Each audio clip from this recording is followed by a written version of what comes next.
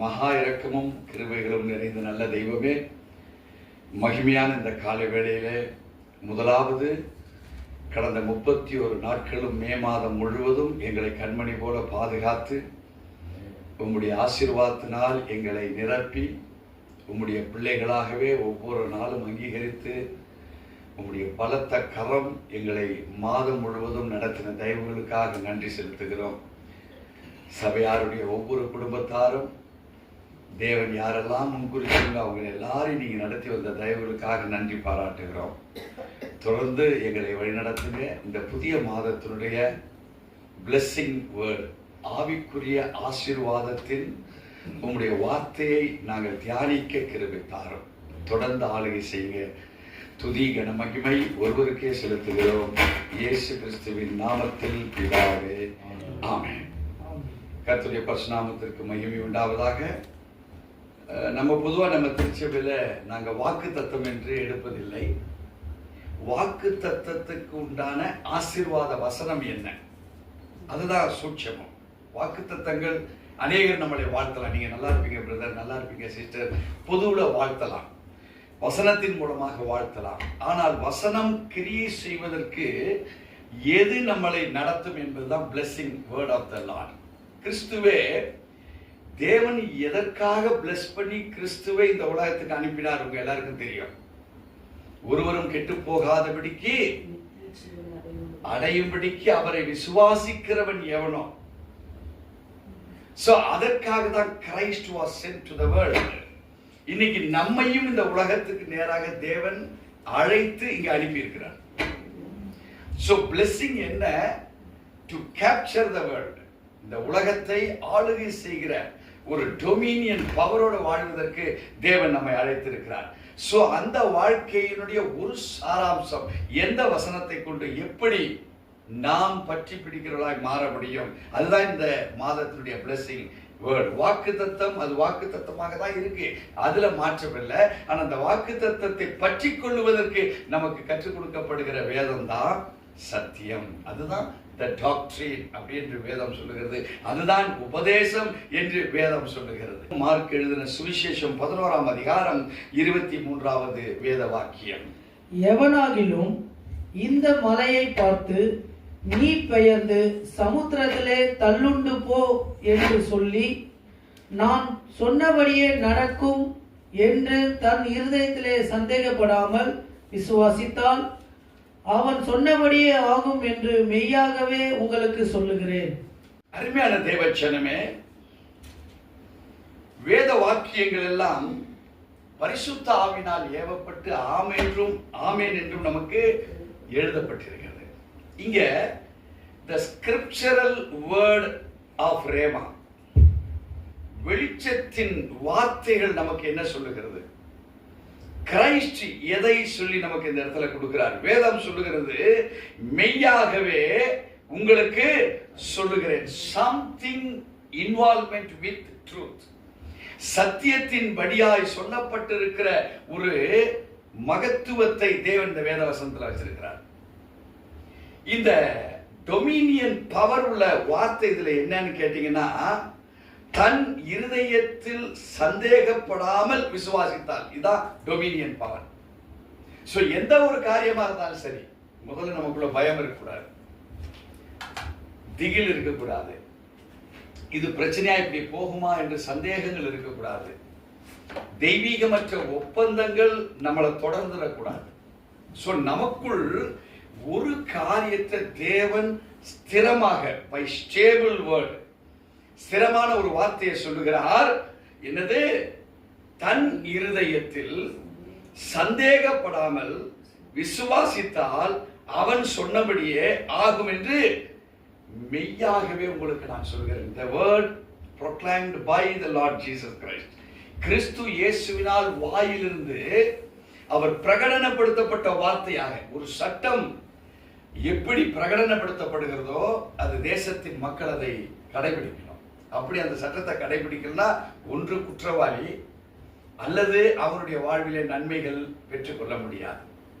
அதே போலதான் இயேசுவும் இந்த இடத்துல ரெண்டு காரியத்தை இணைக்கிறார். ஒரு இணைப்பு என்னன்னு பாத்தீங்கன்னா, எவனாகிலும் ஒரு ஆப்பர்ச்சுனிட்டிய பாஸ்டருக்கு கொடுக்கல, விசுவாசிக்கு கொடுக்கல, எனக்கென்று கொடுக்கல. இங்க வேதம் ஆரம்பிக்கப்படுவதே யாரா இருந்தாலும் பரவாயில்ல, அவன் பிச்சைக்காரனா கூட இருக்கட்டும். என்னங்க அவனை சேர்த்து இங்க உட்கார வச்சிருந்தான், அவன் தான் பிச்சைக்காரன், தேர மாட்டான் தானே அவன் பிச்சை எடுத்துட்டு இருக்கிறான். இல்ல, தேவன் யாரை வேணாலும் எப்படி வேணாலும் உயர்த்துவார். இங்கே வேதம் சொல்கிறது எவனாகிலும் இந்த மலையை. முதலாவது ஒரு கான்செப்ட், ஒரு மவுண்டைன்.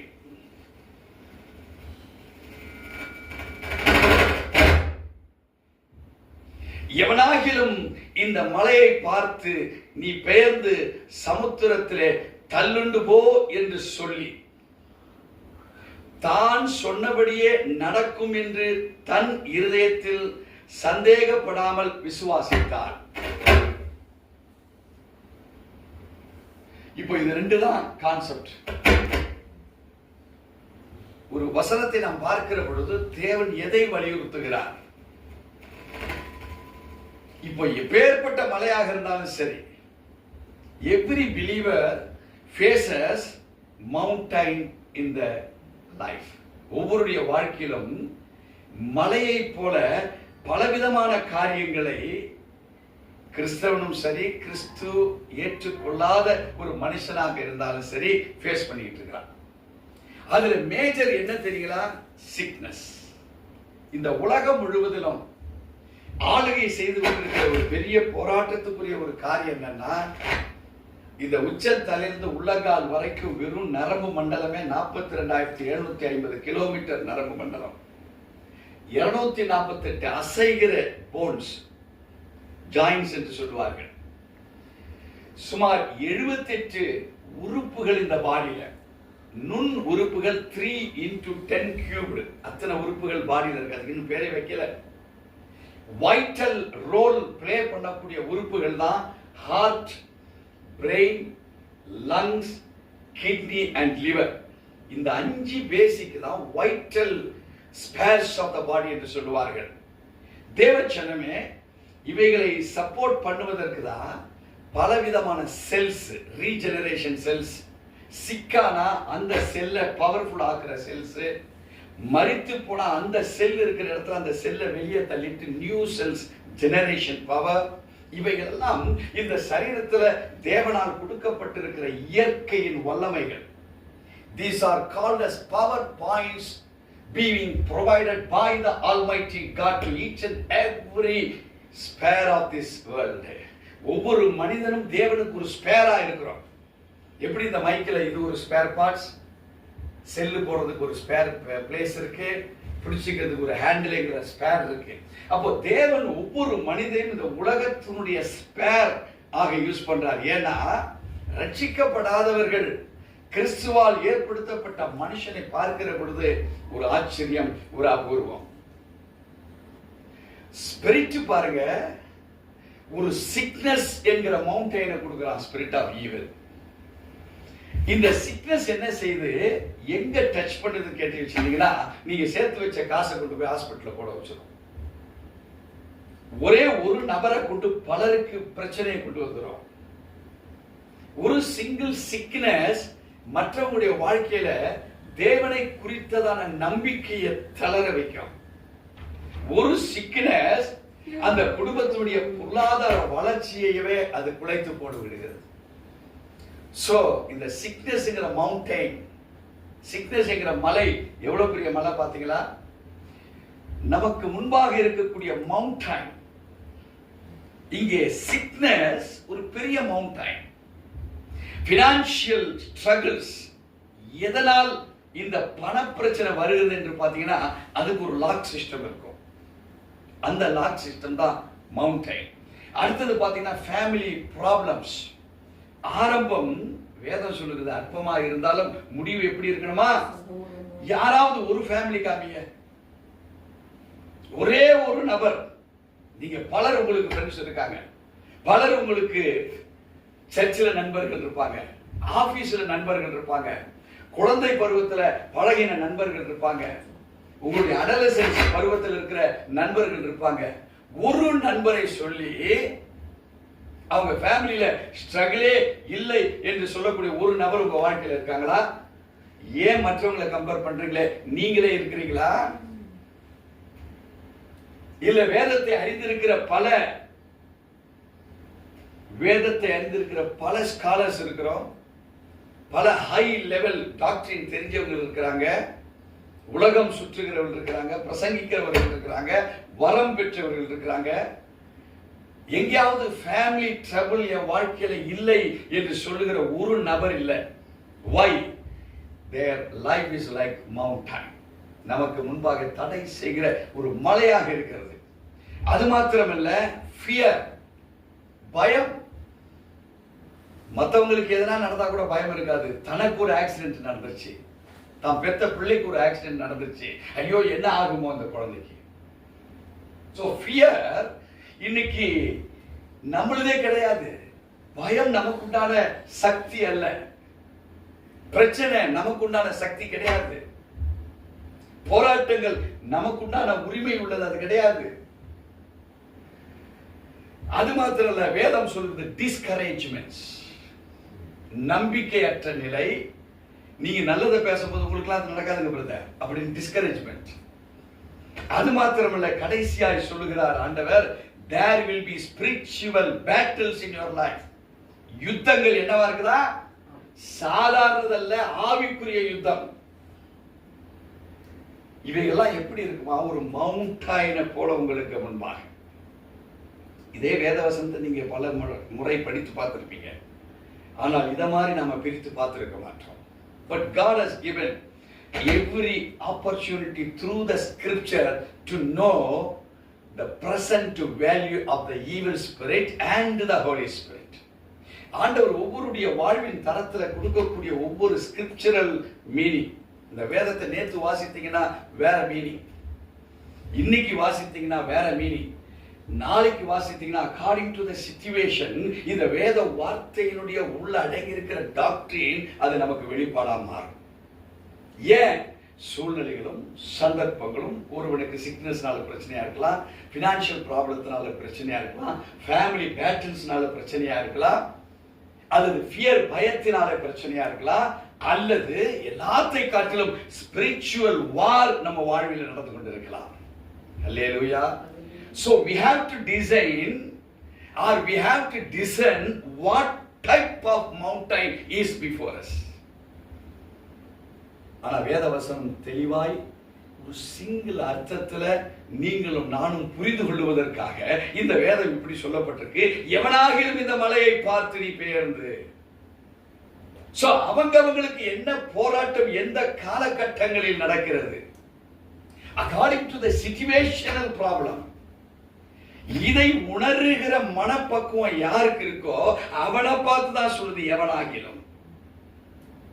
அந்த டோட்டலுக்கு பேசின தேவன், நீ சத்தியத்தை அறிந்து நடைமுறை வாழ்க்கையை அறிந்து கொள்வாயானால் now you come to a specific point, ஒரு ஸ்பெசிபிக் ஃபோக்கஸ் நீங்க பார்க்க ஆரம்பிச்சிடுறீங்க. இப்போ நான் பல இடங்கள்ல வெளிநாடுகள்ல பேசியிருக்கிறேன். வெளிநாட்டுல இருந்து நான் இன்னொரு நாட்டுல இருக்கும்போது அங்கிருந்து அங்க வருவாங்க, நான் வந்திருக்கேன். பாருங்க, ஒரு கூட்டம் டிசைன் பண்ணுது தங்களை, பாஸ்டர் இந்த நாட்டுக்கு வந்திருக்காரு, நமக்கு இந்த நாட்டுக்கு கொஞ்சம் தூரம் தான், நம்ம ஃப்ளைட்ல போய் அங்க பார்க்கலாம் ஸ்பெஷலா. அங்க வராங்க, அவங்களுடைய பிரச்சனையை தீர்த்துட்டு போறாங்க. என்ன தெரியுங்களா? எவனாகிலும் என்கிற இடத்துல தன்னை அவங்க முதல்ல ஒப்பு கொடுக்குறாங்க. அவங்க யாரா மாறுறாங்கன்னு கேட்டீங்கன்னா,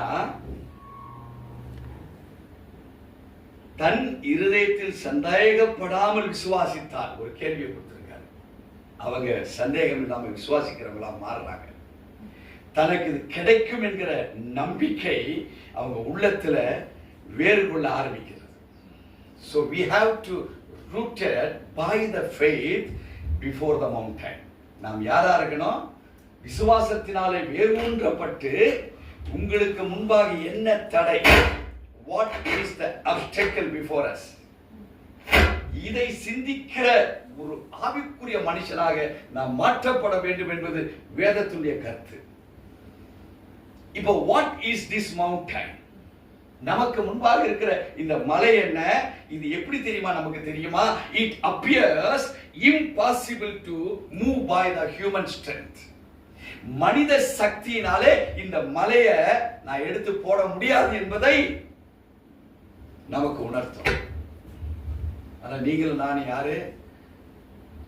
நம்மளை யாரா தேவன் தேர்ந்தெடுத்திருக்கிறாரு? விசுவாசம் உள்ள சந்ததிகளாய். இப்போ ஓம் கண்ணுக்கு, ஏன் கண்ணுக்கு மலையை பார்க்கிற போது it is impossible for human appearances.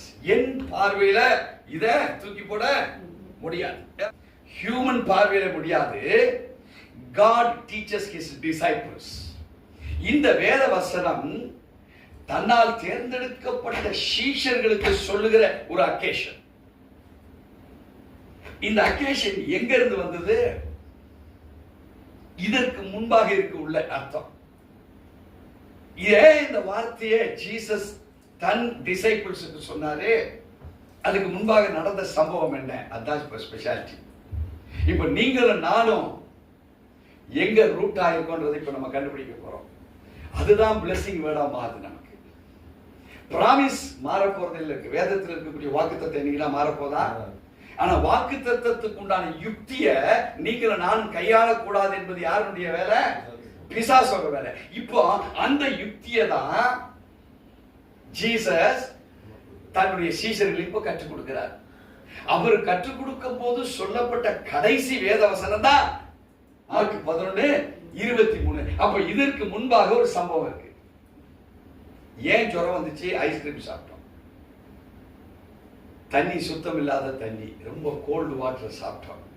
அப்ப ஜுரம் ப்ராப்ளம் இல்ல, ஜுரத்தை ப்ராப்ளமாய் மாற்றினது என்ன?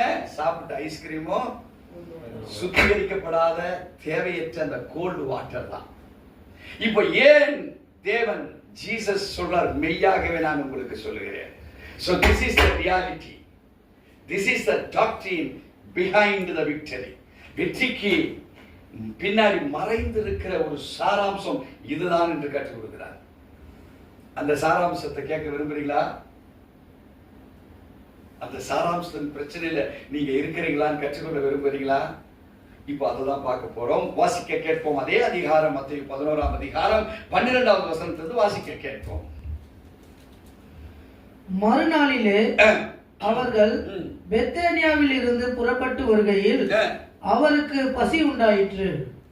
பாருங்க, ஒரு அக்கேஷனை உள்ள கொண்டு வராரு. ஏன்னா ஏதாவது ஒரு காரணத்தை சொல்லிதான் ஒரு குழந்தைக்கு சாப்பாடு ஊட்டுறதா கூட அதோ பாரு நிலா, அதுக்கு ஒரு கதையை கொண்டாடுவான். சாப்பிட்டுட்டே இருக்க அந்த குழந்தை சாப்பிட்டு அதோ பேய் வருது வராங்க, இப்ப புடிச்சுன்னு போகுது ஒண்ணு ஒரு காரணம். அதோ பாரு பூச்சாண்டி வரலாம். இதெல்லாம் சொல்லி வளர்த்துருக்கமா? உங்களை வளர்த்துருப்பாங்க உங்க அம்மா. இப்போ தேவன் இங்க ஒரு வசனத்தின் மூலமாக ஒரு போக்கஸை கொண்டு வரார். அந்த வசனத்தை மறுபடியும் வாசிப்போம். மறுநாளிலே அவர்கள் பெத்தேனியாவில் இருந்து புறப்பட்டு வருகையில் பெத்தேனியா என்பது ஈஜிப்டுக்கும் இந்த பெத்தேனியா ஒரு எண்ட் ஆஃப் இஸ்ரேல். பெத்தேனியா ஒரு உயரமான ஒரு நகரம். பெத்தேனியால இருந்து அப்படி நீங்க கீழே பாத்தீங்கன்னா அப்படி இறங்கி அப்படி போகும் ஈஜிப்டுக்கு வழி. ரொம்ப ஸ்பெஷல் பிளேஸ் அங்க. அப்போ ரொம்ப ரொம்ப ரொம்ப ரொம்ப ஃபேமஸ். எல்லா தேசத்திலும் கம்மியா விலையில விற்கக்கூடிய அந்த அப்போ வேர்ல்டுலே பெத்தேனியாவில் தான் இருக்கு. ஏன் பெத்தேனியாவில் இருக்கு? அது ஒரு ஹிஸ்டாரிக் ஜாகிரபி இருக்கு. அதை நான் இப்ப எடுத்தா டைம் ஆயிடும்.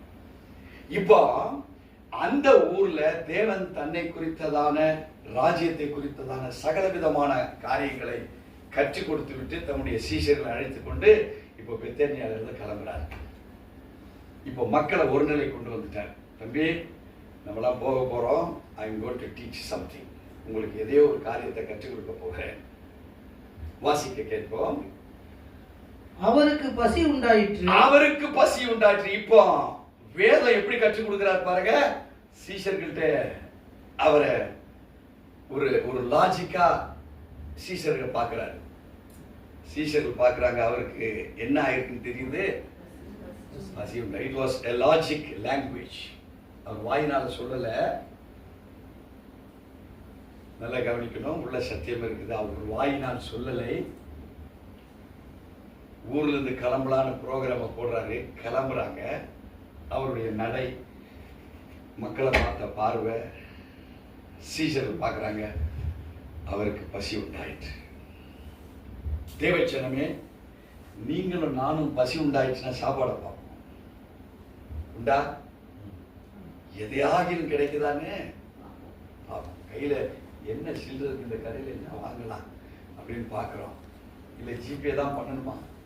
கையில் இருக்கிற சில்லறையை காட்டினா அதிகம். உடனே என்ன பண்ணுறது? ஜிபே தட்டுறோம். ஒருவேளை நெட்டு ஒர்க் ஆகலன்னா தின்னு விட்டு போகும்போது நம்மளை மாவாட்ட வச்சிருவான். எல்லாம் இப்போ சீஷர்கள் தேவனுக்கு எது உண்டாயிருக்குன்னு பார்க்குறாங்க. இப்போ அவங்களுக்கு தெரியும், ஆண்டவருக்குள்ள ஒரு மாற்றம் வருதுன்னா, ஒரு டாக்டரினை கற்றுக் கொடுக்க போறாருன்னு அவங்களுக்கு தெரியும். நீங்களும் நானும் வேதத்தை வாசிக்கிறது, ஐயோ பாவம் இயேசுக்கே பசியா அப்படின்னு நீங்கள் நானும் பார்ப்போம். இந்த பிஸியில அவர் எங்க பசியை பார்ப்பாரு அப்படின்னு நீங்களும் நானும் சிந்திப்போம் அவரை. இப்போ சீஷர்கள் கான்சென்ட்ரேஷன் மாறுது. என்ன மாறுது? யாருக்கு பசி உண்டாயிடுச்சு? ஆண்டவருக்கே பசி உண்டாயிடுச்சு. இப்போ அவங்க பார்க்குறாங்க, ஒருத்தருக்கு ஒருத்தர் உள்ள பேசியிருப்பாண்டே, ஏதோ ஒன்று ஆண்டவர் கற்றுக் கொடுக்க போறாரா, நம்மளை கவனத்தை தீர்ப்பு என்னதான் செய்யறாருங்கிறத பார்ப்போம் ஆண்டவர் அப்படின்னு கான்சன்ட்ரேஷன். நம்ம வாழ்க்கையில பாருங்க, ஒரு சுரம் வந்துருச்சா எந்த டாக்டருக்கு போகலாம், தலை வந்துருச்சா அமிர்தான் எங்க தடவுவோம். இல்லை அதை தாண்டி இருந்து ஒரு டோலோ 650 போட்டா இது சுரமா மாறாது, கோல்டா மாறாது, உடம்பு பெயினா மாறுது. டோலோ 60-50 நம்ம பார்க்குறோம். உண்மைதானே? எதனா ஒண்ணு நமக்கு தெரிஞ்ச வைத்தியம், அது மகா வைத்தியம். அதை கேட்டா பாட்டி வைத்தியம். அதுக்கு பலவிதமான ஆன்சர்ஸ் நம்ம போடுறோம். பட் இங்க வேதம் தெளிவுபடுத்தப்பட்டு நமக்கு சொல்லப்படுகிறது, மறுநாளிலே அவர்கள் பெத்தனியாவிலிருந்து புறப்பட்டு வருகையில் அவருக்கு பசி உண்டாயிற்று. To teach the disciples, to know what is the doctrine behind. அந்த பசிக்கு பின்னாடி என்ன இருக்குங்கிற டாக்டரின் அவர் சொல்லிக் கொடுக்க விரும்பினார். ஏன் தெரியுமா அவருக்கு பசி உண்டாயிற்றுன்னு அதை அவங்களுக்கு காமிச்சாரு, அவங்கள கான்சென்ட்ரேஷனை மாற்றுவதற்கு. சொல்லுகிறது, வாசிக்க கேட்போம். அப்பொழுது இலைகள் உள்ள ஒரு அத்தி மரத்தை தூரத்திலே கண்டு அதில் ஏதாகிலும் அகப்படுமோ என்று பார்க்க வந்தார். பாருங்க, ஜீசஸுக்கு அத்தி மரத்தை கிட்ட போய் பார்த்து இலைய தள்ளி எதனா காய்க்கு தானே அவர் பார்க்கணுமா? நீயும் நானும் பார்த்தாலுமே தெரியும். நம்ம ஒன்றும் பெரிய அறிவாளி இல்லை, ஞானவான் இல்லை. அத்திமரத்தை இஸ்ரேல்ல எங்க போனாலும் பார்க்கலாம். அப்படிப்பட்ட அத்திமரத்தை கிட்ட போய் அது என்னன்னா பார்க்கணும். அது அந்த ஊர்ல அத்திமரம் ஜாஸ்தி. இப்படி இவனுங்கிட்டே வந்துட்டாரையா, ஏதோ ஒரு போக்கஸுக்கு ஜீசஸ் வந்துட்டாரையா. இல்ல இவர் சர்வ ஞானி, இவர் தான் அந்த அத்தி மரத்தை உருவாக்கி வச்சாராங்க.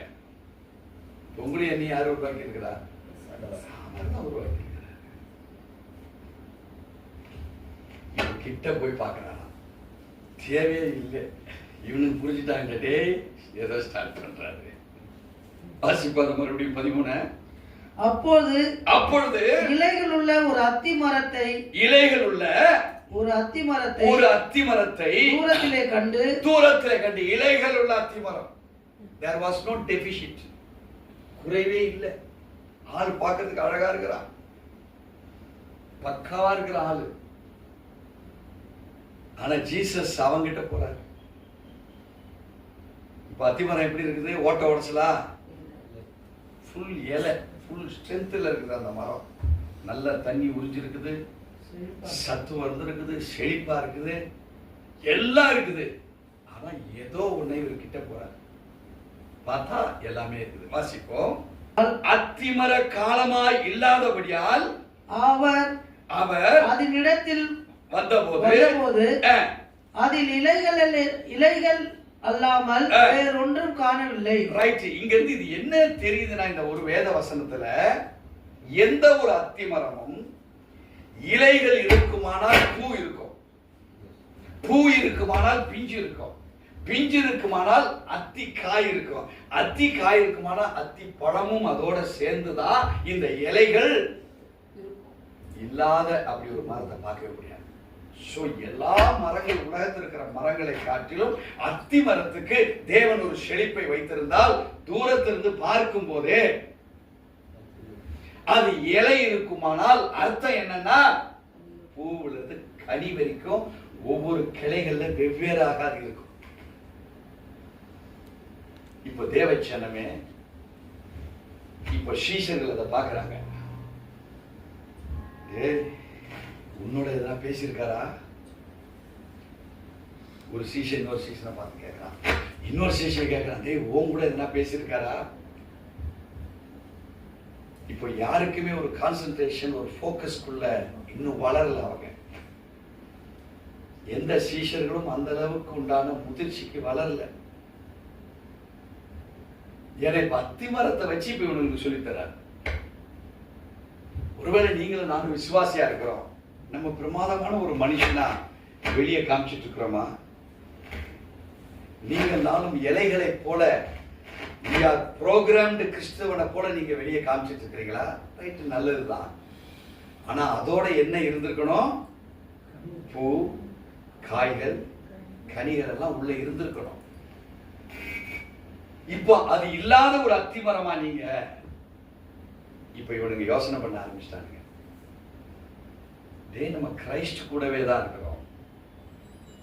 கிரைஸ்டுக்குள் இருக்கிற அவருடைய உபதேசம் இருக்கா? அவருக்குள் இருக்கிற அந்த வல்லமை இருக்குதா? அவருக்குள் இருக்கக்கூடிய டிசர்னிங் ஸ்ட்ரென்த், பகுத்து அறிகிற அறிவும் ஞானமும் நமக்குள்ள இருக்குதா? இப்படின்னு இப்ப அவனுக்கு சிந்திக்க ஆரம்பிக்கிறாங்க. இப்ப சிந்திச்சா பத்தாது, சிந்திப்பதனுடைய ரிசல்ட்டுக்கு இப்ப வராரு ஜீசஸ்.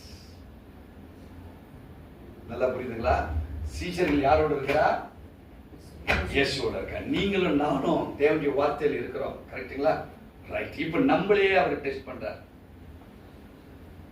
வசனம் என்கிற இலைகள் இருக்கு, வசனம் என்கிற பூக்கள் இருக்குதா? வசனம் என்கிற காய்கள் இருக்குதா? வசனம் என்கிற கனி இருக்குதா? நாம எப்படிப்பட்ட ஜொலிப்பை வெளியே காமிச்சிட்டு இருக்கிறோம்? சீஷர்களுக்கு இப்பதான் கொஞ்சம் அப்படியே சிந்திக்கிறாங்க. நம்மளை தட்டி பார்ப்பாரோ, இவன் சரியான ஆளாந்து தட்டி பார்ப்பாரோ நம்மள? சரி, அவர் நம்ம கத்துக் கொடுக்காம தட்டி பார்க்க மாட்டார். பார்க்கலாம், வாசிக்க கேட்போம் மறுபடியும். அப்போது இயேசு அதை பார்த்து இது முதல் ஒரு காலம் ஒருவனும் உன்னிடத்தில் கனியை புசியாதிருக்க கடவன் என்றார். அதை அவருடைய சீஷர்கள் கேட்டார்கள். இதுவரைக்கும் ஜீசஸை பார்த்துக்கிட்டு இருந்தாங்க. என்னடா பெத்தனியால இருந்து ஊருக்கு போலான்னு கிளம்பினாரு. ஒரு குறிப்பிட்ட மரத்தை பார்த்தாரு. நம்மளையும் மாடு ஓட்டிக்கின்னு வரா மாதிரி என்ன பண்ணிட்டாரு? ஓட்டின்னு பண்ணிட்டாரு மரத்துக்கு கீழே. அப்படியே ஒரு ரவுண்ட் அடிச்சாரு. வேற ஒண்ணுமே சொல்லி கொடுக்கல. அது வேற ஒண்ணுமே சொல்லி கொடுக்கல. கனி இருக்கா பாத்தியா? அதெல்லாம் அவர் கேட்கல. இவர் பார்த்த பிரகாரமே அவனுங்களும் அவருக்கு பின்னாடி அப்படியே மரத்தை ஒரு பார்வையிட்டான். அவங்களுக்கு ஒண்ணும் தெரியாது, என்ன சொல்ல போறாரு அவங்களுக்கு தெரியாது. அவர் ஒரே ஒரு வார்த்தை சொல்லிட்டாரு. இந்த வசனத்துல ரொம்ப ஸ்பெஷலா நான் மறுபடியும் வாசிக்கிறேன். அப்பொழுது இயேசு அதை பார்த்து இது முதல் ஒரு காலம் ஒருவனும் உன்னிடத்தில் கனியை புசியாதிருக்க கடவன் என்றார். அதை அவருடைய சீஷர்கள் கேட்டார்கள். அவங்கள பார்த்து நான் சொல்ல போறத கேளுன்னு சொன்னாரா? இந்த மரத்தை பார்த்து நான் பேச போறேன், நீங்க கேளுன்னு சொன்னாரா? தேவச்சனமே, அவர் பேசாதிருந்து தன் உணர்வை வெளிப்படுத்தினார். we are called to show our emotions positively. உங்களை அழைத்தவர் எப்படி அழைத்திருக்கிறார்னா, நீ பேச வேண்டியதே இல்லை, உன் உணர்வை காமிச்சுனா அது நடக்கும். இப்ப இந்த அத்தி மரம் நல்ல மரம், ஏன்னா தன்னால இலைய காண்பிக்க முடியுது.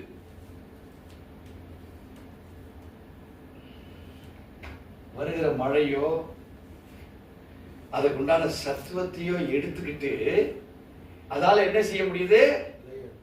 இலைகள் வரைக்கும் கொண்டு வர முடிஞ்சது, மிச்சத்தை கொண்டு வர முடியல. ஒரு கிறிஸ்தவனுடைய வாழ்வு இலைகளாய் மாத்திரம் இருந்துடக்கூடாது. வசனம் தெரிஞ்சாலா இருந்துடக்கூடாது. வசனத்துடைய கனியை ஈல்டு பண்றவனா இருக்கணும் கிறிஸ்தவன். இப்போ ஒரு பயம் உண்டாகுது. ஆண்டவர் அதை பார்த்துட்டு அவர் உணர்வு என்னன்னா, டேய், இந்த மரத்தினிடத்தில் இனி ஒருவனும் வரமாட்டான், ஒரு காலம் வரமாட்டான். இந்த மரம் உதவே உதவாது. இப்ப அந்த மரம் இருக்க வேண்டிய இடத்துல கனி கொடுக்கக்கூடிய ஒரு மரமா இருந்தா அது மனிதர்களுக்கு மாத்திரமல்ல, அந்த கனிய பறவையில் எடுத்துட்டு எங்கனா போடும், அங்கே அந்த விதைகள் வளரும், அங்கிருந்து வேற இடத்துக்கு போகும். ஒரு அத்தி மரம் கனி கொடுக்கக்கூடியதாக இருந்தால் it will be useful for several purposes. இப்போ பர்பஸ் அற்ற நிலையில இருக்கிற மரத்தை பார்த்து அவருக்கு சொன்ன உடனே உள்ள இவர்களுக்கு எல்லாம் திகிலு. இன்னொரு ஸ்பெஷாலிட்டி இந்த மரத்தினுடைய பிரச்சனை என்னன்னா, அது கனி கொடுக்கிற காலம் அல்ல, ஆனா இலை.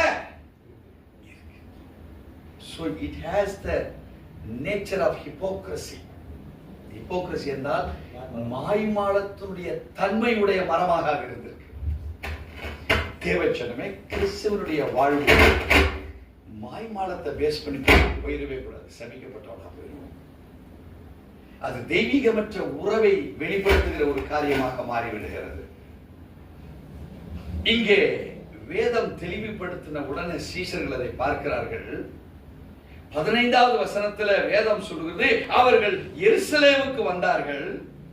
இயேசு தேவாலயத்தில் பிரவேசித்து ஆலயத்தில் விற்கிறவர்களையும் கொள்ளுகிறவர்களையும் துரத்து விட்டு காசக்காரருடைய பலகைகளையும் புறா விற்கிறவர்களுடைய ஆசனங்களையும் கவிழ்த்து, ஒருவனும் தேவாலயத்தின் வழியாக யாதொரு பண்டத்தையும் கொண்டு போக விடாமல் என்னுடைய வீடு எல்லா ஜனங்களுக்கும் ஜெப வீடு எனப்படும் என்று எழுதியிருக்கிறவில்லையா?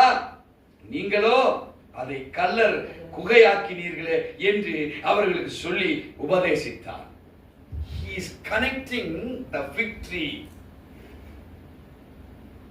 with the people of Israelites inside the temple. வெளியே இருக்கக்கூடிய ஒரு அத்தி மரத்தையும்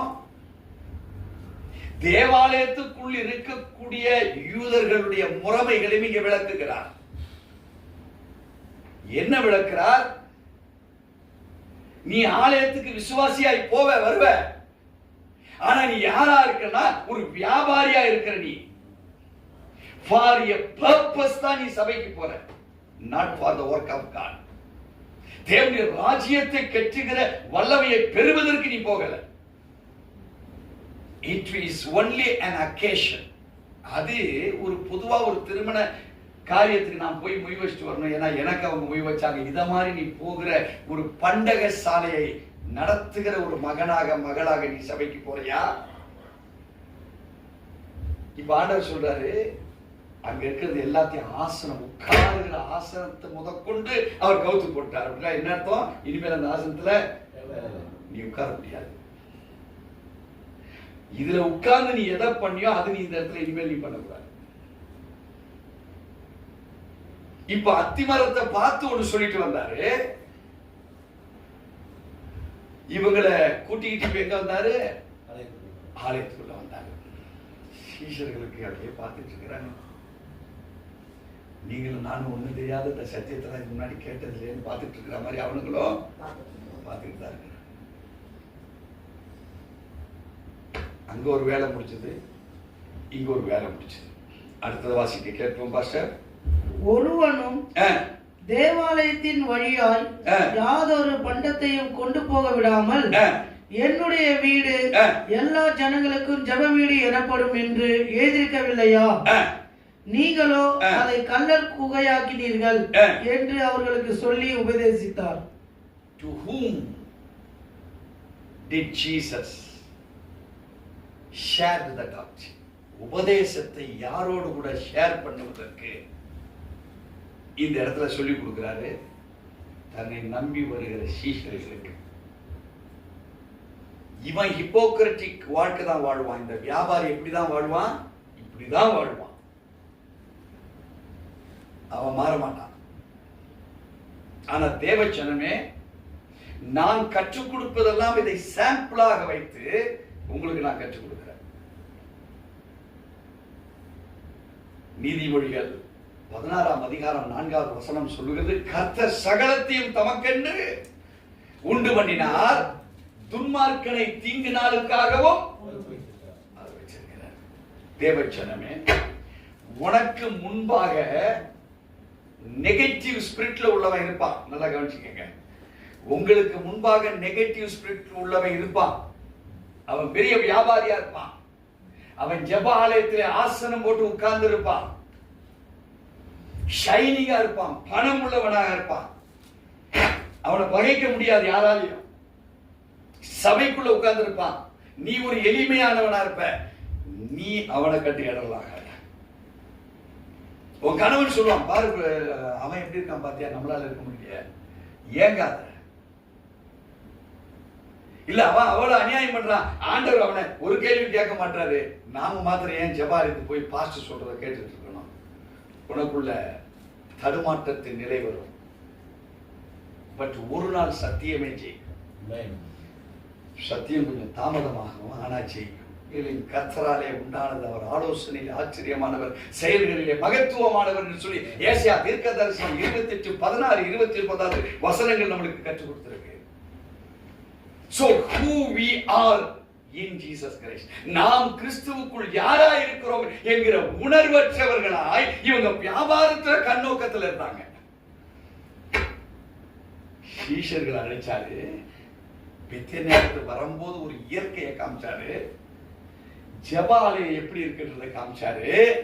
தேவச்சனமே, சீஷர்கள் கற்றுக்கொள்ளுகிறவர்களாய் மாறினார்கள்.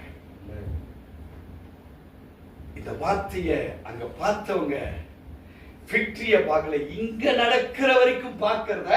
இங்க வியாபாரி எப்படி இருந்தா, இந்த வியாபாரியுடைய ஆசனத்தையே திருப்பி போட்டாரே ஒருத்தர், இவர் யாரோ என்று ஆழத்தில் இருந்தவர்கள் பார்க்கிறார்கள். When God plays a role, ஒரு சாதாரண ஒரு ரோலை பிளே பண்ணுவார் என்றால் அதுல பகிரங்கமான டாக்டரின் இருக்கிறது என்பதை உணர்கிறவன் தான் தேவனுடைய ராஜ்யத்தில் பிரவேசிக்க முடியும். அவன் தான் தனக்கு போதுமான டிவிடி வச்சிருப்பான், போதுமான எண்ணெயையும் வச்சிருப்பான். Are you want to be as a spectator or a participant? நீங்கள் பார்வையாளராக இருக்க விரும்புகிறீர்களா, இல்ல நீங்கள் பங்குள்ளவர்களாக இருக்க விரும்புகிறீர்களா? ஆண்டவர் பார்ப்பார். இன்னைக்கு திருச்சபை உட்கார்ந்து இருக்கிறவர்கள் பார்வையாளராக இருக்கலாம். எது கிரிக்கெட்ல அவன் இதை அடிப்பான், ஃபுட்பாலை இப்படி கோல் போடுவான், இதை சொல்லிக் கொண்டிருக்கிற பார்வையாளராக இன்றைக்கு பல திருச்சபையில் ஓடிக்கொண்டிருக்கிறது. Are you a participant? கர்த்தர் என்னோடு பேசுகிறார், எனக்கு எதுவுமே தெரியல, தேவனுடைய வார்த்தை எனக்குள் இறங்கி கொண்டிருக்கிறது என்கிற பார்ட்டிசிபென்டாக, பங்காளராக இருக்கிறீர்களா? அல்லேலூயா. Are you a participant or a spectator? சீஷர்கள் ஒருமன நிலைக்கு வருகிறார்கள். ஏன் ஒருமன நிலை? ஒன்று இயற்கை ஒரு நடிப்பு, இன்றென்று தேவனால் தெரிந்து கொள்ளப்பட்ட தேவ ஆலயத்துக்குள்ள எந்த யூதர்கள் எப்படி இருக்கப்பட வேண்டுமோ அந்த தேவ ஆலயத்தைய பணம் பண்றவனா இருக்கிறான். நம்ம விசுவாசியா இருக்கிறோம், பணம் பண்ணுகிற விசுவாசியா? இல்ல டாக்டரினை விட்டுட்டு மாய்மாலத்தை கழுவி கொண்டு வாழ்ந்து கொண்டு இருக்கிற விசுவாசியா? இங்க ஒரு காரியத்தை முடிச்சாரு. வேதம் எதை தெளிவுபடுத்துகிறது? வாசிக்க கேட்போம் அடுத்த வேத வாக்கியத்தை. அதை வேதபாரகரும் பிரதான ஆசாரியரும் கேட்டு அவரை கொலை செய்ய வகை தேடினார்கள். ஆகிலும் முதல்ல முடிப்போம். அவர்கள் எதை செய்ய வகை தேடினார்கள்? கொலை செய்ய. When doctrine is revealed, எப்போ உபதேசம் வெளியாக்கப்படுகிறதோ, நான் வசனத்தை சொன்னதுனால நான் யாரா மாறிட்டேன்? சத்துருவாக மாறிட்டேன். யாருக்கு சத்துருவா மாறுறீங்க? உள்ள இருக்கிற பிசாசுக்கு. அந்த பிசாசு சும்மா இருக்குமா? தேவச்சனமே, if there is no doctrine, the spirit of evilness plays the vital role. எங்கே தேவனுடைய வார்த்தை இல்லையோ அந்த பிசாசுடைய தந்திரம் உள்ள பவர்ஃபுல் காரியம் தான் நடக்கும். இப்போ பவர் என்ன? இவரை கொலை செய்வதற்கு ஒரு உயிரே எடுப்பதுதான் இருக்கிற பகிரங்கமான ஒரு ஈவனுடைய பவர். இவங்களை ட்ரெயின் பண்ணுது. எந்த டைப் ஆஃப் மலை என்று நீங்கள் உணர்வீர்களானால், it is not by the human ability. மனிதனுடைய திறமையில் அது முடியாது. ஆனா பக்கத்தில் இருக்கிற விசுவாசத்துல அதை உடைக்க முடியும். இப்போ சீஷர்களுக்கு கற்றுத்தருகிறார் பல அனுபவங்கள்ல. கொலை செய்கிற அனுபவம் வரைக்கும் வருண்டா சீஷர்களே. இதுக்கெல்லாம் முன்னோடியா யார் நிக்கிறாங்களோ அவங்க மேல அந்த கொலை வரும். எந்த குடும்பத்துல யாரு ஷைனிங்கா இருந்து மேல வராங்களோ அவன் அழிக்கப்படுவான். பல செடிகள் மத்தியில் ஒரு அருமையான ஒரு சத்துவ செடி மறைஞ்சி வளர்ற வரைக்கும் அது வளர்ந்துக்கிட்டே வரும். ஆனா அக்கம் பக்கத்தை காட்டில் இந்த செடி பிரமாதமா வெளியே வருகிற போது இதனுடைய பவர் தெரியும். அதுல இந்த வைட்டமின் இருக்கு, அந்த வைட்டமின் இருக்கு. காக்கா வருது, குருவிகள் வருது, கடைசியில் மிருகம் இது எல்லாத்தையும் தள்ளிட்டு அதை வேரோட சாப்பிட்டு போயிடும். தேவ சிதமே, நீ மேல வருகிற பொழுது பி கேர்ஃபுல். உன்னை வல்லமையா பயன்படுத்துகிற வருகிற பொழுது கொலை என்றால் அதை வேரோடு பிட்டு நீ சாப்பிடுகிற அனுபவம். நீங்க வளர்ச்சி அடைகிற பொழுது தேவனோடு கூட உறவுல பிணைக்கப்பட்டிருக்கிறீங்களா? அல்லது தேவனோட உறவுல பிணைக்கப்படல ஆனா நல்லா வந்துகிட்டு இருக்கிறீங்க. பிசாசு ஒரு நாள் உன்னை சாப்பிடுங்கிற உணர்வு இல்லை என்றால் நம்ம வாழ்க்கை காணும். உணர்வு உள்ளவனாக நீ ஜாக்கிரதையா இருந்தாலும் உன்னை தேடி spirit of death, the highest evil power உன்னை வந்து சேரும் என்கிற உணர்வுல இருப்பாயானால் நீ பிழைத்துக் கொள்ள முடியும். சீஷர்கள் பார்க்கறாங்க, ஆண்டவரே இயேசு சுவாமி என்னப்பா பகிரங்கமா இருக்குது. இப்போ உணர்றாங்க, பக்குவப்பட ஆரம்பிக்கிறாங்க சீஷர்கள். அத்தனை சீஷர்கள் பார்த்தீங்கன்னா அவங்களுடைய மரணங்கள் எப்படி இருந்தது? கொடூரம். ஒருவர் யோவான் மாத்திரம்தான் நியாயமான மரணம். ஆனா அவருக்கும் பல டெஸ்ட் வச்சாங்க. தேவச்சனமே, ஆனாலும் நம்முடைய வாழ்வுல இந்த புதிய உடன்படிக்கை நம்ம வாழ்வுல அப்படிப்பட்ட பிரச்சனைக்கு போகாது. நம்ம பிழைத்துக் கொள்கிற சாக்கியத்தை இப்போ இந்த பைபிள் வழியா கொடுத்துருக்கிறார். நீங்க எப்படி இருந்தா அந்த டெத்துல இருந்து நீங்க வெளியே வந்துட முடியும். சீஷர்களுக்கு ஏற்படுத்தப்பட்ட டெத்துல இருந்து நீங்க வெளியே வர முடியும். அதை தான் இப்ப கற்றுக் கொடுத்துருக்கிறார் சீஷர்களுக்கு. வாசிக்க கேட்போம். ஆகிலும் ஜனங்கள் எல்லோரும் அவருடைய உபதேசத்தை குறித்து ஆச்சரியப்பட்டபடியினால் அவருக்கு பயந்திருந்தார்கள். இப்போ பாருங்க, நல்ல வகை தேடுறான் கொலை செய்ய. ஆனா கொலை செய்ய வகை தேடின கூட்டத்தை தாண்டி வேற ஒரு கூட்டம் இருக்கு. அது என்ன கூட்டம்? வார்த்தைகளுக்காக வருகிற கூட்டம், தேவனுடைய வசனத்துக்காக வருகிற கூட்டம். இப்ப அந்த கூட்டம் என்ன தெரிஞ்சுக்கிச்சுன்னா, இவர் ஜீசஸ் தெரியாது, சீஷர்களுக்கு தெரியும், வியாபாரிகளுக்கு தெரிஞ்சு போச்சு இவர் தான் அத்தாரிட்டி பர்சன். ஆனா இன்னொரு கூட்டம் இருக்கு, வார்த்தைகளுக்காக வருகிற கூட்டம். இவர் ஜீசஸ் தெரியாது, ஆனா அந்த வார்த்தையை கற்றுக் கொடுத்ததுனால இவர் சொன்ன வார்த்தையில சாராம்சம் இருக்குது, பவர் இருக்கு, ஃபெய்த் இருக்கு, எபிலிட்டி இருக்கு. அதுல அனாயிண்டிங் இருக்கு. இதையெல்லாம் தெரிஞ்ச உடனே உள்ள ஏற்கனவே வார்த்தையை கேட்டவன் இருந்ததுக்கு என்ன ஆகி போச்சுன்னா இப்ப டபுள் ஸ்ட்ராங். இப்போ அவங்க என்ன பாக்குறாங்கன்னா, அத்தி மரத்தை ஜீசஸ் பார்த்தாரு இல்லையா, அத்தி மரத்தை பார்த்துட்டு என்ன சொன்னாரு, இனி ஒருவனும் ஒரு காலம் உம்மிடத்தில் வருவதில்லை என்று சொல்லிட்டு முடிச்சிட்டாரு. வேதத்தை ஏற்கனவே அறிந்தவர்கள், இப்ப ஜீசஸ் தான் வேதம், இப்போ அவரு பேசுனத இப்ப அவங்களுக்கு டபுள் ஸ்ட்ராங் ஆயிடுச்சு. மாய்மாலக்காரனுக்கு இப்ப எது தெரிய வருது? யார் மாய்மாலக்காரனுங்க? இந்த வியாபாரிகள். இவங்களுக்குள்ளதான் இந்த ஈவல் ஸ்பிரிட் இருக்கு. இந்த மாய்மாலக்காரங்களுக்கு யார தெரியுது தெரியுங்களா? இல்ல, இயேசு சொன்ன வார்த்தைய கேட்டு டபுள் ஸ்ட்ராங் ஆனாங்க இல்லையா, அவங்கள தெரியுது.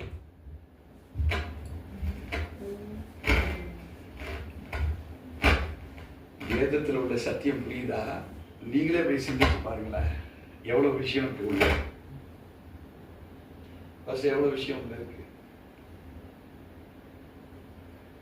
இது ஆண்டவர் சாதாரணமா எனக்கு கற்றுக் கொடுத்துட்டு இருக்கிறாரு.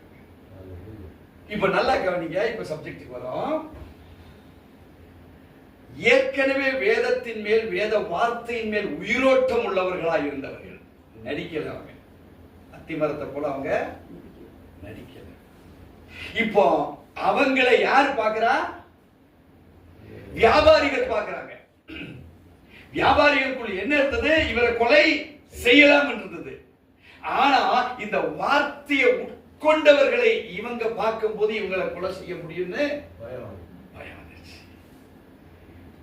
தேவச்சனமே, உன்னை கொலை செய்ய விரும்புகிற சிக்னஸ், பைனான்சியல் பிரச்சனை, ஆவிக்குரிய பிரச்சனை, ஃபியர், பயம், டிஸ்கரேஜ்மெண்ட்,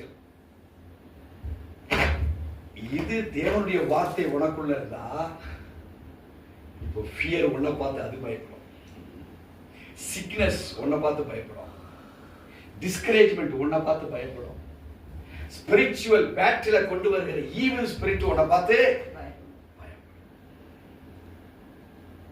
இப்ப யார் மகிமைப்படுவா? தேவன் மகிமைப்படுவார். இப்போ உன்னால ஒரு அத்திமரத்தை பார்த்து எவனும் உன்கிட்ட வரமாட்டான் அப்படின்னு சொல்லுகிற ஸ்தானத்தை விரும்புறியா?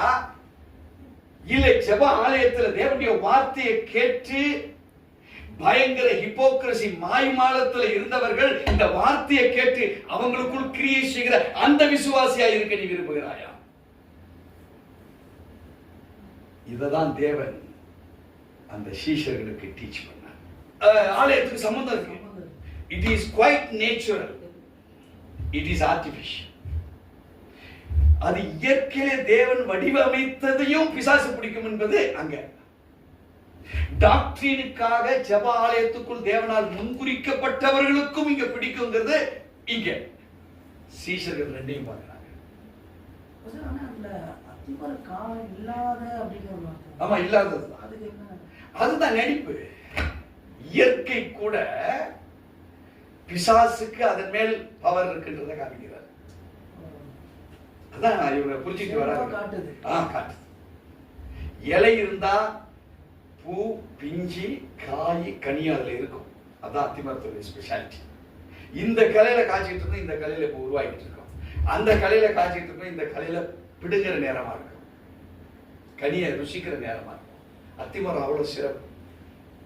அதனால்தான் அவனவன் தன் தன் திராட்சை செடி நிழலிலும் தன் தன் அத்திமரத்தின் நிழலிலும் பயன்படுத்துவார் இல்லாமல் அவன் உட்கார்வான் என்று கர்த்தர் சொல்லுகிறான் சொல்லி மீகா 4:4 வேதம் சொல்லுது. ஏன் அத்திமரம்னா it is counsel from the God. அது தேவனிடத்திலிருந்து வருகிற உபதேசம். அங்க பயமே இருக்காது. ஏன்னா அவர் காண்பிக்கிற வழியில தப்பே கிடையாது.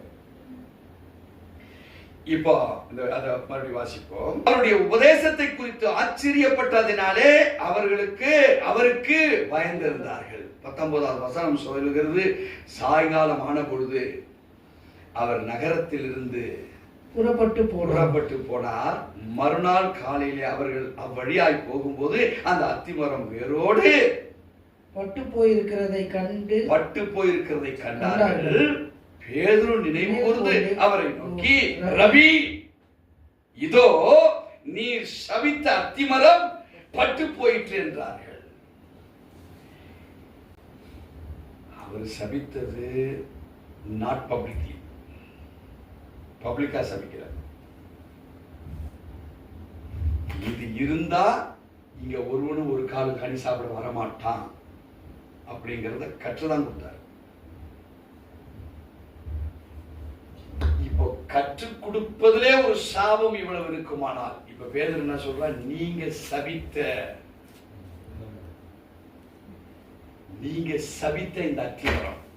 ஆனா அவர் என்ன சொன்னாரு, ஒருவனும் ஒரு காலம் இடத்தில் வரான் என்று சொன்னார்.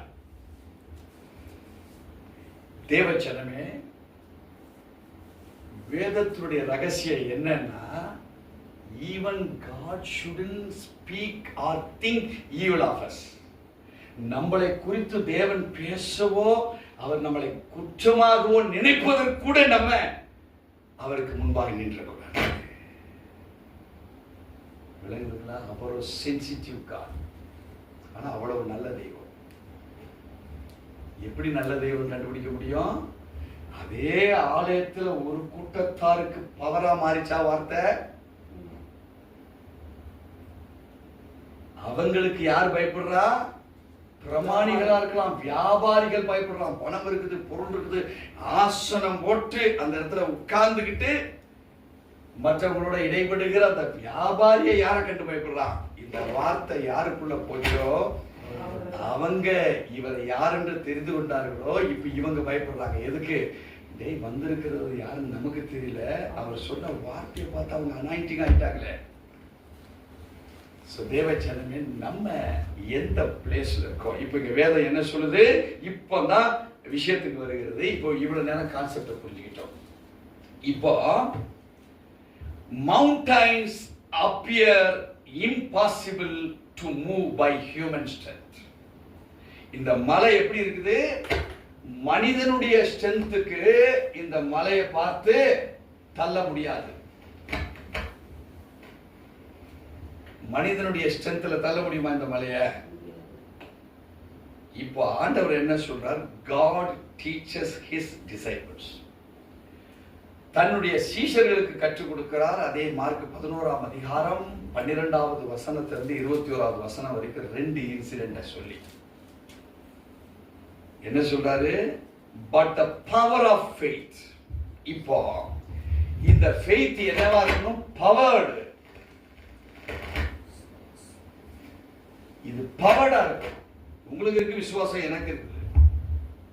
ஆனா எனக்குள்ள பவர்டா இருக்கு, உங்களுக்குள் பவர்டா இருக்கு, அறிந்த உங்களுக்குள் பவர்டா இருக்கு. இப்போ பிரச்சனையை நேரடியா பார்க்கிற உங்களுக்கு இல்ல நம்மளுக்கே பிரச்சனையை பார்க்கிற நேரடியா. ஆண்ட்ரூ உமாக்களுடைய பையன் மரித்து போயிட்டான் ஹாஸ்பிட்டல். அடுத்து அவங்க இன்ஃபர்மேஷன் கொடுத்துட்டாங்க ஊழியக்காரருக்கு. ஐயா, ஊழியக்கார ஐயா, உங்க பையனை எங்களால காப்பாற்ற முடியல. சொன்னது யாரு? வல்லுநர்கள், டாக்டர் வல்லுநர்கள். சரி, என்ன செய்ய போறீங்கன்னு கேட்டார் அவரு ஊழியக்காரர். மார்ச்சரியில போட்டு வைக்கிறோம், நீங்க வந்து பார்த்ததுக்கு அப்புறம் போஸ்ட்மார்ட்டம் பண்ணலாம். இவர் சொன்னாரு, போஸ்ட்மார்ட்டம் தேவையில்லை, மார்ச்சரியில வைங்க, நான் பையனை எழுப்பி கூட்டு வந்துக்கிறேன். இவ்வளவுதான் சொன்னார் ஊழியக்காரர். அவங்களும் பாக்குறாங்க, சாவு செய்தி அனுப்பிச்சிட்டுமே, வந்துட்டாரா வந்துட்டாரா வந்துட்டாரா, வரவே இல்லை. 4 மணி நேரம் ஆகுது. போன் போடுறாங்க, ஐயா ஊழியக்கார ஐயா, நீங்க வந்து பாத்துட்டீங்கன்னா அவருக்கு போஸ்ட்மார்ட்டம் பண்ணிடுறோம். இல்ல இல்ல, அதெல்லாம் தேவையில்லை, நான் ஊழியம் முடிஞ்சிச்சு, வந்துகிட்டே இருக்கிறேன், நான் பையனை வந்து கூட்டிட்டு போறேன். ஆஃப்டர் 13 hours, 13 மணி நேரம் கழித்து வந்தார். பையனை எங்க போட்டுக்கிறீங்க? அது வந்து ஹை கூல்ல அந்த மார்ச்சல் தான் போட்டுக்கோம். சரி, தொடர்ந்து போடுவாங்க, டாக்டரும் கூட போறாங்க. உள்ள போனாரு, அவன் பேசுனது எழுந்துடுறான். பையன் எழுந்துட்டான். வாடா போலாம். வந்தாரு, கார்ல ஏற்றி வீட்டுக்கு போயிட்டார். இப்போ இந்த வேதம் நமக்கு என்ன கற்றுக் கொடுக்குறது தெரியுமா? Not only the power of faith, but the power of faith filled by the power of the Jesus Christ. விசுவாசம் இருக்கு. எது மேல விசுவாசம் இருக்கு? தேவன் சொன்ன வார்த்தையின் மேல் விசுவாசம் இருக்கு. அப்போ பவர் என்ன? அந்த வார்த்தை என்கிற கிரைஸ்ட் நமக்குள்ள பவர்டா இருக்கணும். பெட்ரோலுக்கு பதிலா டீசலை போட்டா வண்டி ஓடாது. டீசலுக்கு பதிலா பெட்ரோலை போட்டாலும் ஓடாது. ரெண்டுமே எரிபொருள் தான். ஆனா எந்த இன்ஜினுக்கு எந்த எரிபொருள்? Very important. இப்போ இந்த ஆண்டவருடைய வார்த்தை சொல்லுகிறது, the faith filled prayer will break all the hurdles before you. உனக்கு முன்பாக என்ன தடையும் கற்றிருக்கோ அது உனக்கு மாத்திரமல்ல, எந்த எதிராளிக்காக ஜெபிக்கிறீங்க. வேறுபட்ட மவுண்டனா இருக்கட்டும், எனக்கு கவலை இல்லை. ஆனா எனக்கு ஒரு விசுவாசம் இருக்கு, அது பவர்டு விசுவாசம். இதை நான் பெற்றுக்கொண்டு இருக்கிறேன்னு சொல்லி நீங்க விசுவாசித்தா போதும், உங்க வாழ்க்கையில நீங்க அதிசயங்களை பார்ப்பீங்க. இப்போ how to receive this powered faith? இந்த பவர்ஃபுல் ஃபெய்த்தை நான் எங்க எப்படி ரிசீவ் பண்ண முடியும்? அதுல ஒன்று, by speaking positive words. உங்க வாயிலிருந்து பேசுகிற வார்த்தை எல்லாமே பாசிட்டிவா இருக்குமானால், trusting God's authority, தேவனுடைய வல்லமை பொருந்திய அதிகாரம். அதிகாரமற்ற வார்த்தை நமக்கு யூஸ் ஆகாது. அது கிரைஸ்ட் தான் அதிகாரம், அவர் தான் அத்தாரிட்டி. சோ அந்த அத்தாரிட்டி உள்ள ட்ரஸ்டிங், நம்பிக்கை. இப்ப யாரை நம்புறீங்க? ஒன்று வார்த்தை, கிறிஸ்துவ நம்புறீங்க. இந்த நம்பிக்கை எப்படி தெரியுதா? அவர் தான் அத்தாரிட்டி என்கிற நம்பிக்கை. அடுத்தது சொல்லுகிறது, know God's power using faith. இப்ப வேதம் சொல்லுது, know God's power. தேவனுடைய வல்லமையை புரிஞ்சுக்கங்க. எப்படி புரிஞ்சுக்க முடியும்னா, விசுவாசம் இல்லாம புரிஞ்சுக்க முடியாது. விசுவாசம் இருந்தாதான் நீங்க புரிஞ்சுக்க முடியும். கடைசியில் அவர் சொல்றாரு, ஆண்டவர், Jesus shows us how faith can overcome obstacles. தடைகளை எப்படி விசுவாசத்தினாலே உடைக்க முடியும். அது இம்பாசிபிளா இருந்தாலும் விசுவாசத்தில் உடைக்க முடியும் என்பதை கற்றுக் கொடுத்தார். இப்போ அவர் ஒரு வார்த்தை சொல்றார். இதே 11ஆம் அதிகாரம் 22வது வசனத்தை வாசிக்க கேட்போம். இயேசு அவர்களை நோக்கி, இயேசு அவர்களை நோக்கி யார? சீஷர்களை பெத்தேனியால இருந்து கூட்டிட்டு வந்தாரே, வேற யாரும் கிடையாது, அவர்களை மாத்திரம். நீங்களும் நானும் அழைக்கப்பட்டிருக்கோம் நினைச்சோம்னா அவரோடு கூட நிக்கிற மனிதர்கள் நம்ம. இப்ப நம்மளை நோக்கி அவர் சொல்லுகிறார், இயேசு எங்களை நோக்கி, தேவனிடத்தில் விசுவாசம் உள்ளவர்களாய் இருங்கள். அவ்வளவுதான், வேற ஒண்ணுமே சொல்லல. தேவனிடத்தில் மாத்திரம் நீங்க விசுவாசம் உள்ளவர்களாக இருந்தீங்கன்னா அத்திமரத்தை போல இருக்க மாட்டீங்க. இங்க வியாபாரியை போல இருக்க மாட்டீங்க. உங்க லைஃப் வசனத்தை கேட்டாங்கல்ல, அதை விடையும் வேற ஆளா இருப்பீங்க. ஏன் தெரியுங்களா? இவங்க ஜெபாலயத்தில் வந்துதான் வசனத்தை கேட்டாங்க. சீஷர்கள் எப்போதுமே அவர் கூட இருக்கிறாங்க. சோ உன்னை யாரா இருக்க விரும்புறா தெரியுமா? அத்திமரத்தை போல அல்ல, இந்த வியாபாரியை போல அல்ல. ஆலயத்துக்கு வந்தாதான் வார்த்தையை கேட்கிறானே, அதையும் கூட கிடையாது. யாருகிட்ட சொல்றாரு? தன்னோடு கூட 24 மணி நேரமும் உறவுல இருக்கிற சீஷத்தை சொல்றாரு. நீங்க யாரா இருக்க விரும்புறீங்க? இதுதான் இப்ப அவருடைய கேள்வி. ஆனால் அந்த வசனத்தை பார்த்தீங்கன்னா ஒரு ஜென்ரலா இருக்கும். இயேசு அவர்களை நோக்கி, இந்த அவர்கள் தான் 23வது வசனத்திலே எவனாகிலும். இந்த வசனத்தை கேட்ட அந்த சீஷர்கள்ல இப்ப பொறுக்கி இருக்கிறாரு. 12 பேருக்கும் சொன்னதுதான். ஆனா இப்ப சொல்றாரு, உங்கள எவனாகி. இந்த வசனத்தை வெறுமனை பார்த்தீங்கன்னா புரியாது, பொதுவுல சொல்லப்பட்டது போல இருக்கும். But God pinpoints a single person. எவனாகிலும், எவர்களாகிலும் அப்படி மொத்தத்திலேயே பேசல. எவன் என்றால் ஒருவன். எவனாகிலும் என்ன பவரை கொண்டு இந்த மலையை பார்த்து, அது எப்பேற்பட்ட மலையா இருந்தாலும் அதை உடைக்கிற வல்லமை உங்களுக்குள்ள இருக்கு. இங்கே வேதம் சொல்லுகிறது, background of Mark 11:23, background of Mark 11:23, பின்னில் இருக்கக்கூடிய சத்தியம் என்ன? அது மார்க் 11ஆம் அதிகாரம் 11 21 வரைக்கும் இருக்கிற சாராம்சம் தான் 23 அப்படி ஷார்ட்டா கொடுக்கப்பட்டது. அது மாத்திரமல்ல, the faith is not faith in ourselves. இந்த விசுவாசம் உனக்குள் எவ்வளவா இருக்குன்னு நீ ஐடியா பண்ணனா தோற்று போயிடுவ. உனக்குள் இருக்கிற விசுவாசம் கிறிஸ்து மேல் எவ்வளவு இருக்கு. உன்னை விசுவாசி என்று சொல்லுவார்களானால் நீ விசுவாசித்த அந்த விசுவாசம் இல்ல, நீயே டோட்டலா உன்னையும் சேர்த்து இயேசுக்குள்ள உன்னை வச்சிருக்க. அததான் சீஷத்தை எதிர்பார்க்கிறாரு. சீஷத்தை சொல்றாரு, எவனாகிலும் அந்த 12 பேர்ல எவனாகிலும் எனக்குள்ளவே உள்ள இருந்து நீங்க பேசுகிற அந்த விசுவாசத்தை இருந்து சொன்னீங்கன்னா, வேதம் சொல்லுது, the background of Mark 11:23 is through Mark 11:12-21. 22 says, இயேசு அவர்களை நோக்கி தேவனிடத்தில் விசுவாசமாய் உள்ளவர்களாய் இருங்க. அவ்வளவுதான். What is the meaning? The faith is not faith in ourselves, but the faith in God. தேவ ஜனமே, உன் நம்பிக்கை கிறிஸ்துவுக்குள் அது இல்லைன்னா குப்பையான நம்பிக்கை. அந்த நம்பிக்கை இந்த மலையை பகர்க்காது. அது உலகத்தான் சொல்லுவான், நான் ஒலிம்பிக் போட்டியில ஃபர்ஸ்ட் வாங்கிட்டு வந்துடுவான். அது ஓடுற ஓட்டம் குறிப்பிட்ட மக்கள் கிட்ட தான். ஆனா நீயும் நானும் ஓடுற ஓட்டம் ஈவில் ஸ்பிரிட்ல உள்ளவங்களை ஜெயம் பெறணும். இது ஒலிம்பிக் இல்ல, மாம்சத்தினாலும் இரத்தத்தினாலும் அல்ல. உங்க போராட்டம் எங்க இருக்கு? வான மண்டலத்து சாதாரண ஆவி அல்ல, பொல்லாத ஆவிகளோடு கூட இருக்குது. அதை ஜெயிக்கிற ஜெயம் யாருக்குள்ள இருக்கு? நீ வச்சிருக்கிற விசுவாசத்தில் அல்ல, நீ கிறிஸ்துவுக்குள் வேரூன்றி வைத்திருக்கிற கிறிஸ்துவின் விசுவாசத்தில் நீ இருப்பாயானால் வான மண்டலத்து பொல்லாத ஆவிகள் மலையை போல் கொண்டு வந்திருக்கிற பிரச்சனைகளை நீ சமாளிக்க முடியும். அல்லேலூயா.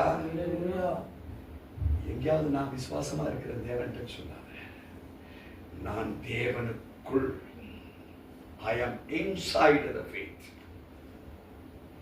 உனக்கு விசுவாசம் இருக்கலாம், வேலைக்கு வெளியே இருக்கலாம். நீ யுத்தத்துக்கு வேலைக்குள்ள போகணும், அந்த பேட்டில் ஃபீல்டுக்குள்ள நீ போகணும்.